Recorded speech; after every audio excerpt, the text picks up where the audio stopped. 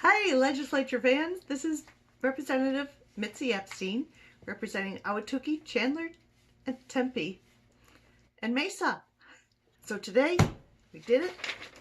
We used to have this horrible law called No Promo Homo, and it is no more. Now, it's a bright new day, and I'm very happy to say that we have repealed that terrible law, passed the House and the Senate. Governor signed it today. It's a brand new day in Arizona. Congratulations, Arizona. So, let's talk about the budget. We have bad news.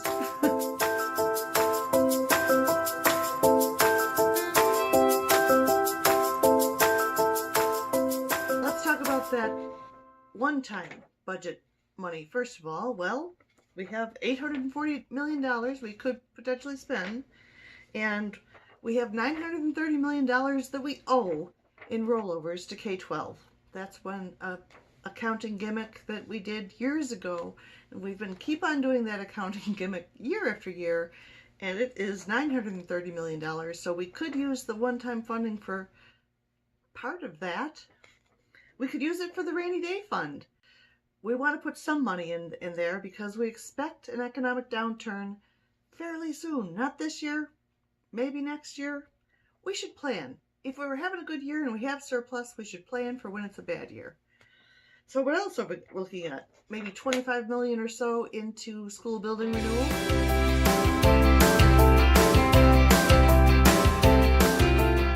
And that's just a partial list off the top of my head. So this, when they call that a surplus, not really a surplus when you consider how many needs we have out there. So what about that ongoing money? Surely that's good news, right? We have $150 million that we expect of kind of newish money in the budget. How could we spend that? What are our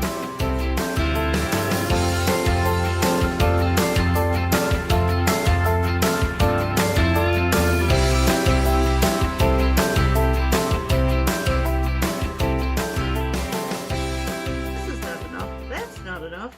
How do we get new revenue? That is the question. Well, there's a few options. We're looking into a thing called Wayfair, which has to do with a Supreme Court decision. It's online sales tax, basically money that we are already owed. There is bipartisan agreement that our bricks and mortar shops here in Arizona, when they sell something, they have to charge sales tax.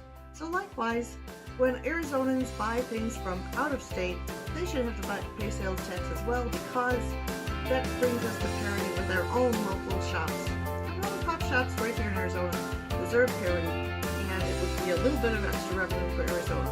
Maybe $50, $70, $80 million. There's a thing called conformity, and that's super fun. Probably a whole video all of its own, but the bottom line is Democrats are kind of agreeing with the governor. We should let it be.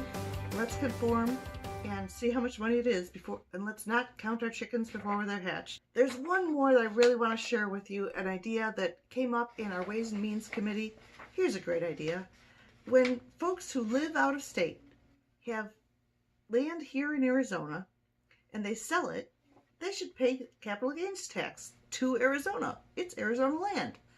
But it's not been happening, and largely because the statements were not being delivered to the Department of Revenue. So there's a bill out there that says, hey, title companies, when you do that kind of a sale, let the Department of Revenue know so that they can collect the capital gains tax that should be getting collected.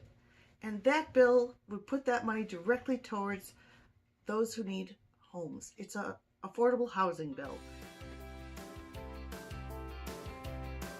So we don't have enough for all the things that we should be doing in Arizona. What do we need?